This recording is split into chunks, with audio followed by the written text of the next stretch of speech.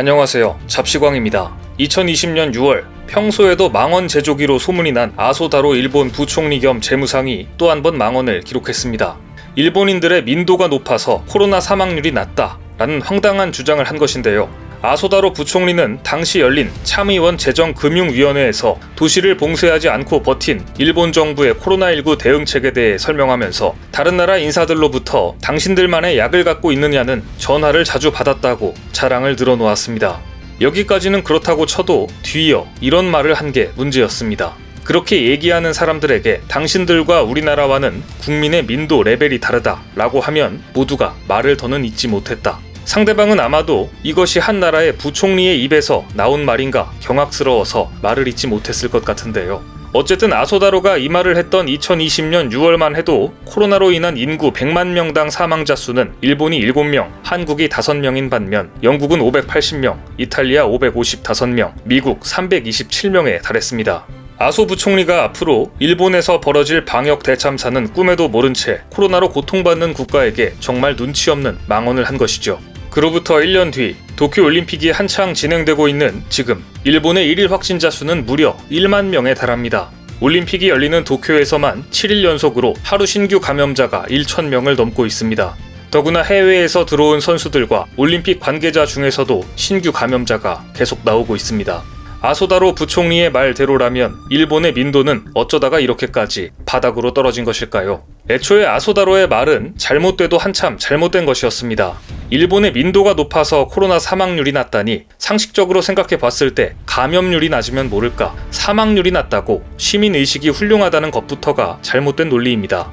더구나 사람이 앞일을 몰라도 정도가 있지 현재 일본의 방역은 완전히 무너졌고 확진자가 폭증하면서 아소의 발언은 더욱더 한심하게 느껴지고 있습니다.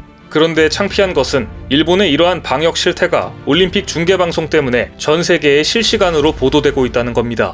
각국의 시청자들은 자기 나라 대표팀의 경기를 텔레비전으로 시청하고 있을 텐데 경기장의 분위기를 본 사람들이 도쿄올림픽 조직위가 아예 방역 자체에 손을 놓고 있는 거 아니냐는 비판까지 제기하고 있는 상황인데요. 일본은 경기 대부분을 무관중으로 하기로 방침을 정했습니다. 그런데 실제로는 이와 사뭇 다른 상황이 펼쳐지고 있기 때문입니다. 각국 선수단 관계자들이 관중석을 대신 채우고 응원을 하는 사례가 포착되고 있으며 마스크도 쓰지 않고 현장에 접근하기도 하는 등 방역 지침이 제대로 준수되지 않고 있는 것인데요. 특히 일본 수영대표로 출전한 오하시 유이가 금메달을 딴 여자 개인 혼영 400m 결승 때와 남자 유도에 출전한 아베 히후미와 여자 유도에 나선 아베 우타남매, 즉 일본이 응원하는 유도 남매가 각각 금메달을 딴 일본 부도칸에서도 관계자들의 현장 응원이 이어졌던 것입니다. 이 모습은 중계방송으로 전 세계에 생중계되었습니다. 비슷한 사례는 또 있었습니다. 일본과 중국이 만나면 상상하기 어려운 일들이 벌어지곤 하는데요. 얼마 전 열린 탁구 혼합복식 결승전에서는 중국인 단체 응원단까지 나타났습니다.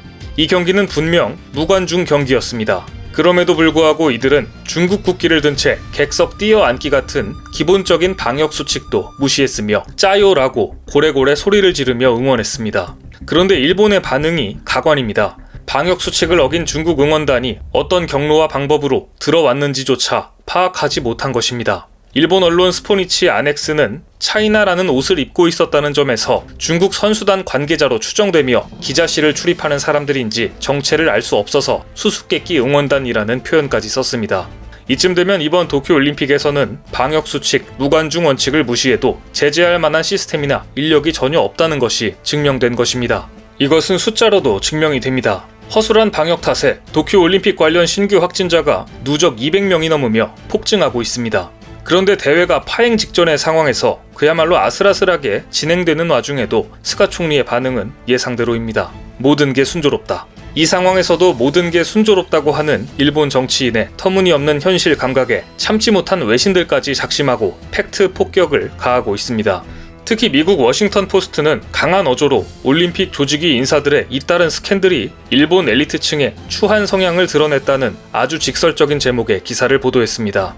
도쿄올림픽은 다양성 속 통합이라는 슬로건을 채택했고 대회 관계자들은 올림픽을 통해 일본의 예의 바른 전통과 깨끗함, 낮은 범죄율 등을 부각하기를 바랐습니다. 그러나 뚜껑을 열어보니 일본의 민낯은 달랐다는 것입니다. 모리 요시로 전 도쿄올림픽 패럴림픽 조직위원회 회장은 일본 올림픽위원회 임시 평의원회에서 여성이 많은 이사회는 회의 진행에 시간이 걸린다고 발언해 여성 멸시 논란이 제기되자 사퇴했고, 개막식 연출 담당자는 유태인 학살을 희화화하는 과거 동영상으로 사퇴했고, 개회식 음악감독 역시 학창시절 장애인을 괴롭혔다는 논란으로 음악감독직을 사퇴한 내용을 워싱턴 포스트에서 자세히 다뤘습니다.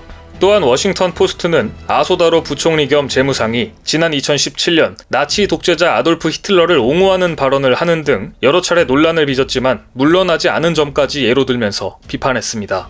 그래도 올림픽이라는 축제 기간이고 아직 올림픽이 끝나지도 않았는데 외신이 이 정도로 개최국을 비판하는 경우는 상당히 이례적입니다. 연일 확진자는 폭증하고 논란은 끊임없이 나오고 있는데 이 올림픽은 끝까지 진행될 수 있을까? 라는 의문이 들 겁니다. 그런데 여기서 또 워싱턴 포스트가 등장합니다. 워싱턴 포스트는 이번에도 도쿄올림픽은 국제적인 비난에도 돈과 정치적 이유로 취소될 수 없다라는 팩트 폭격의 기사를 보도합니다. 뒤이어 만일 대회가 취소될 경우 선수들과 관계자들의 발은 선수촌에 묶이게 되는데, 이런 상황에 대비하는 매뉴얼조차 없기 때문에 혼란이 일 수밖에 없고 자칫 소송이 뒤따를 수 있기 때문이라고 분석했습니다. 또 만일 올림픽을 취소하면 정치적으로는 스가 요시히데 총리와 바흐 IOC 위원장은 엄청난 정치적 타격을 입게 되기 때문에 이들은 절대 취소하지 않을 것이라고 분석했는데요. 이쯤 되면 워싱턴 포스트가 이번 올림픽을 기점으로 완전히 일본 킬러가 되기로 마음을 먹은 것 같습니다. 워싱턴 포스트에 이어 유력 통신사인 로이터 통신까지도 도쿄올림픽을 저격했습니다. 로이터 통신은 미국에서 도쿄올림픽 개막식을 본 시청자가 1,700만 명에도 못 미쳐 약 33년 전 서울에서 열렸던 88 올림픽보다도 적은 것으로 나타났다고 꼬집었습니다. 로이터에 따르면 이번 개막식은 미국에서 NBC 방송으로 중계됐는데 TV, 웹사이트, 스마트폰 앱 등을 합친 전체 시청자가 1,670만 명으로 잠정 집계됐다고 합니다. 이번 대회와 비교하면 TV 시청자는 2016년 리우 올림픽 개막식보다 37% 줄었고 2012년 런던 올림픽 개막식보다는 무려 59% 감소한 수치인데요. 특히 로이터 통신은 1988년 서울 올림픽 개막식은 TV 위주로만 2270만 명의 시청자를 끌어모았는데 33년 뒤에 열린 도쿄 개막식이 더구나 웹사이트, 스마트폰 앱 등 다양한 매체가 있는 지금 이 시대에 88 올림픽보다도 낮은 시청률을 기록했다고 한국과 비교했습니다. 스가 총리는 바이든 대통령 대신 개막식에 온 질 바이든 여사를 국빈급 대접을 하는 등 그렇게 미국에 공을 들이고 있는데, 정작 미국 언론들은 일본에서 일어나는 일에 아주 비판적인 태도를 보이고 있습니다. 지난 21일 도쿄올림픽 개막식을 이틀 앞둔 날이었습니다.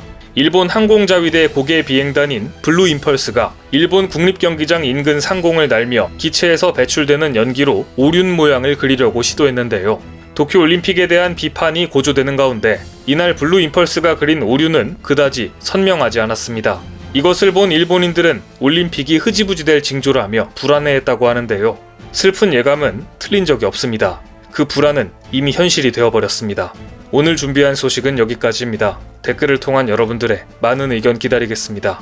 많은 분들의 생각이 모였을 때 진정 가치 있는 지식이 완성될 것입니다. 시청해주셔서 감사합니다.